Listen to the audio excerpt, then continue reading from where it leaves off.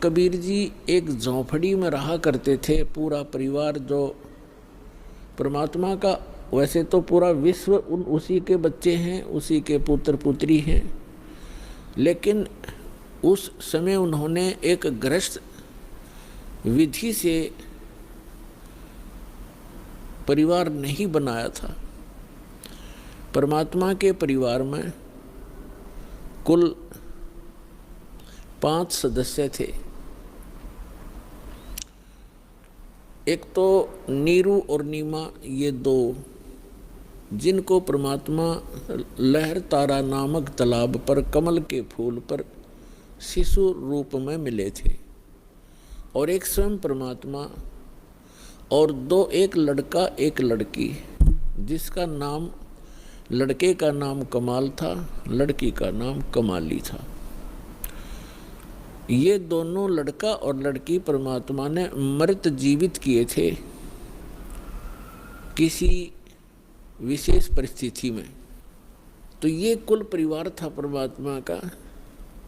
तो परमात्मा एक झोंपड़ी में रहा करते थे और एक जुलाहे का कार्य किया करते थे, कपड़ा बुनते थे, अपने हाथों से निर्वाह करते थे और तत्व ज्ञान का प्रचार भी करते थे, सत्संग भी करते थे और सतगुरु रूप में वो उपदेश भी दिया करते थे, दीक्षा भी देते थे और यथार्थ ज्ञान भी सुनाया करते थे।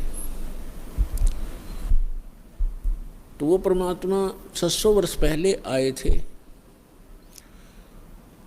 और वो परमेश्वर की महिमा उन्होंने स्वयं ही अपनी महिमा आप ही बताई है कि चारों युग में मैं आया हूँ। प्रत्येक युग में, सतयुग में सत सुकृत कै टेरा, त्रेता नाम मुनींदर मेरा, द्वापर में करुणा में कहाया, कलयुग नाम कबीर दराया। परमात्मा कहते हैं चारों युग में मैं आया और जो परमात्मा लीला किया ही करते हैं, अच्छी आत्माओं को मिलते हैं, उनको तत्व ज्ञान से परिचित कराते हैं, फिर अपने सतलोक में ले जाते हैं, वहाँ से फिर वापस छोड़ते हैं अपना साक्षी बना करके। कैसा है भगवान, कहाँ रहता है परमात्मा, कैसे मिलता है वो भगवान।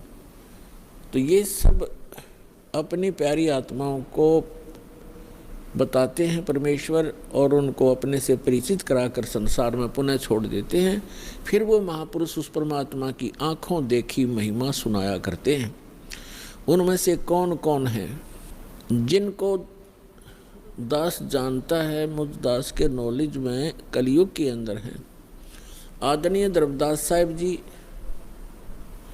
आदरणीय मलुकदास साहिब जी, आदरणीय नानक साहिब जी, आदरणीय दादू साहिब जी, आदरणीय गरीबदास साहिब जी, गांव छुड़ानी, जिला झज्जर वाले, आदरणीय घीसा दास साहिब जी, गांव खेखड़ा, जिला मेरठ, उत्तर प्रदेश वाले, आदरणीय स्वामी रामानंद जी, काशी वाले। इन महापुरुषों को परमात्मा मिले और इन महापुरुषों ने परमेश्वर की महिमा आँखों देखी, बताई, अपनी अमृतवाणी में लिपिबद्ध करवाई। आज वो एफिडेविट हैं उस परम पिता की महिमा जो उन्होंने आँखों देखी थी। तो पुण्यात्माओं, परमेश्वर ने कहा है, चारों युग में संत पुकारे, कूक कहा हम हेल रे, हीरे माणिक मोती बरसें, ये जग चुगता ढेल रे। परमात्मा बताते हैं कि चारों युग में मेरे से परिचित मेरे संतों ने मेरे द्वारा बताई गई यथार्थ भक्ति विधि का डंडोरा पीटा, मुनादी करी, अनाउंसमेंट की खूब जोर जोर से,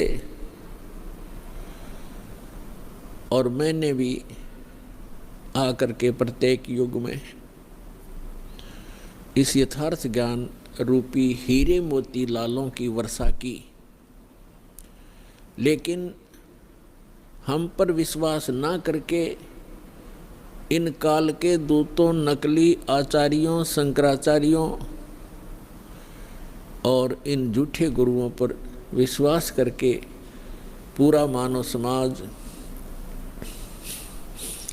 वर्तमान में डले ढो रहा है, कंकर पत्थर कौड़ी इकट्ठी कर रहा है लाल के स्थान पर। अर्थात यथार्थ ज्ञान और यथार्थ भक्ति विधि ये तो है हीरे मोती और लाल यानी बहुमूल्य, ये हैं वास्तव लाभ देने वाले। और जो गीता अध्याय नंबर 16 के श्लोक 23 में कहा है कि शास्त्र विधि को त्याग कर जो मनमाना आचरण करते हैं, मनमानी पूजाएं करते हैं जो शास्त्रों में सदग्रंथों में विद्यमान नहीं है, तो उनको न तो कोई सुख होता है, न उनको कोई सिद्धि प्राप्त होती है और न ही उनकी गति होती है, अर्थात व्यर्थ, यूजलेस। तो जो शास्त्र विधि को त्याग कर सदग्रंथों के विपरीत साधना है वो परमात्मा ने बताई है कि वे डले हैं, ढेल, ढेल माने डले, कंकर पत्थर जिनकी कोई वैल्यू नहीं है।